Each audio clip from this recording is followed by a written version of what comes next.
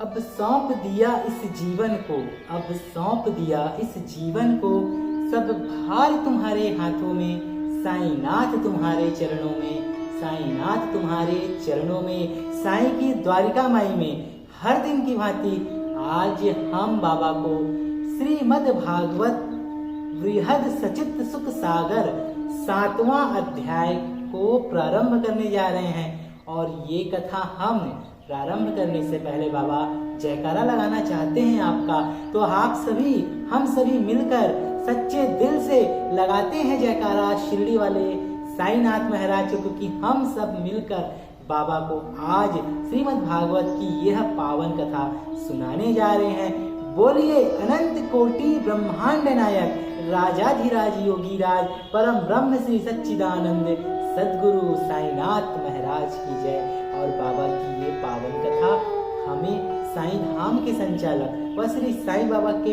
परम प्रिय मानस शिष्य, जिन्होंने अपना पूरा जीवन साईं को समर्पित कर दिया, श्री कैलाश चंद्र गुप्ता जी के आदेशानुसार हम बाबा की द्वारिका माई में ये पावन कथा साईं को सुना रहे हैं कि बाबा सब भक्तों पे कल्याण करें। तो आप सभी भी बाबा की इस पावन कथा को पूरा सुने, बीच में बिल्कुल ना छोड़े, और अंत में ओम नमो भगवते वासुदेवाय नमः जरूर लिखें, अपना नाम लिखें, ताकि आप भी इस कथा में सम्मिलित होकर आपके जीवन में आ रहे कष्टों को साईं दूर करे और आप पर अपनी अपार कृपा बरसाए रखे।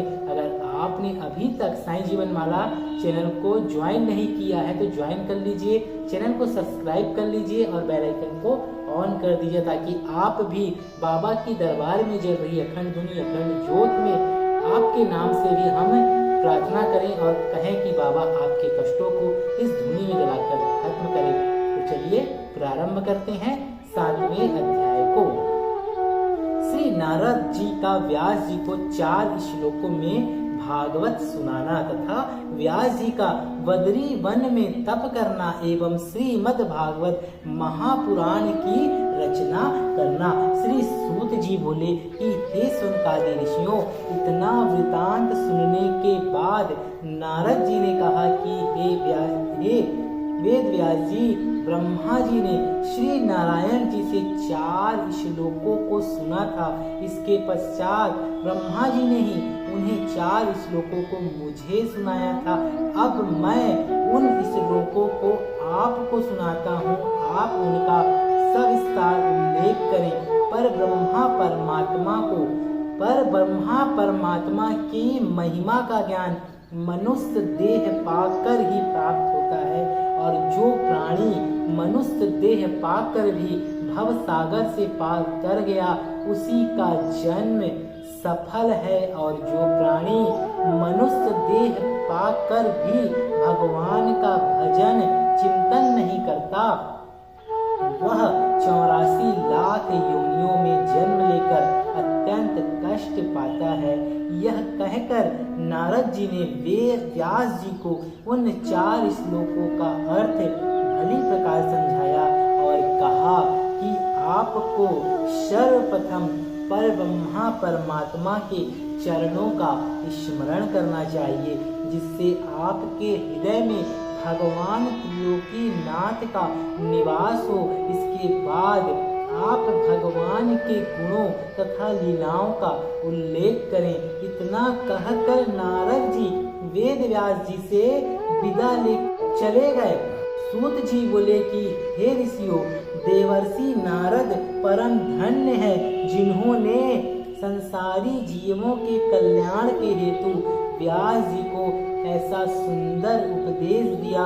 अस्तु नारद जी की आज्ञा मानकर श्री व्यास जी बद्री वन में जाकर श्री नारायण जी के ध्यान में लीन हो गए, और उनको चिंता थी कि किसी प्रकार से उन पर ब्रह्मा प्रभु के चरित्रों का उल्लेख करूं, लेकिन नारायण जी का चिंतन करने से उनके हृदय में आदि ज्योति का एक प्रकाश चमका। तब व्यास जी ने भगवान श्री नारायण जी को कृपा से स्तुति करके उन 4 श्लोकों को, जिन्हें देवर्षि नारद से सुना था, विस्तार सहित लिखा।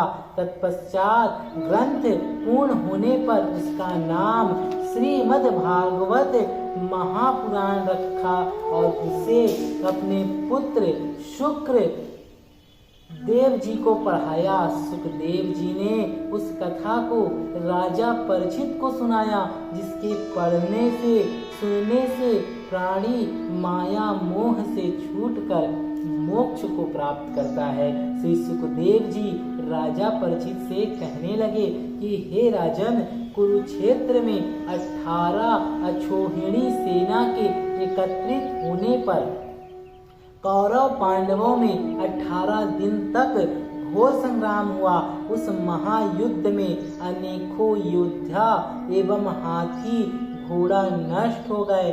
भीमसेन ने अपनी गदा से धृतराष्ट्र के समस्त पुत्रों का संहार करने के पश्चात अपनी गदा से दुर्योधन की जांघ तोड़कर उसे भूमि पर गिरा दिया।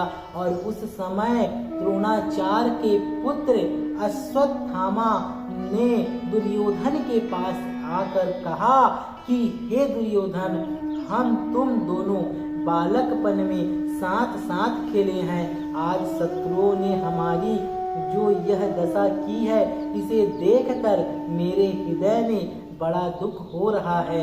अब तुम मुझे शत्रुओं के प्रति जो आज्ञा दो, मैं वही करूं।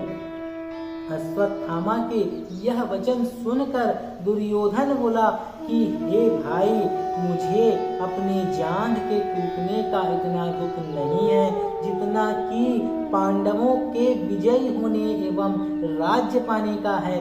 फिर तुम्हारे जैसे योद्धा के होते हुए भी मेरे शत्रु पांडव राज्य करें, यह बड़े दुख की बात है। दुर्योधन के ऐसे दुख भरे वचन सुनकर अश्वत्थामा बोला, अगर यही बात है तो मैं आज ही रात्रि को सोते समय 5 पांडवों के सिर काटकर तुम्हारे लिए ला दूंगा।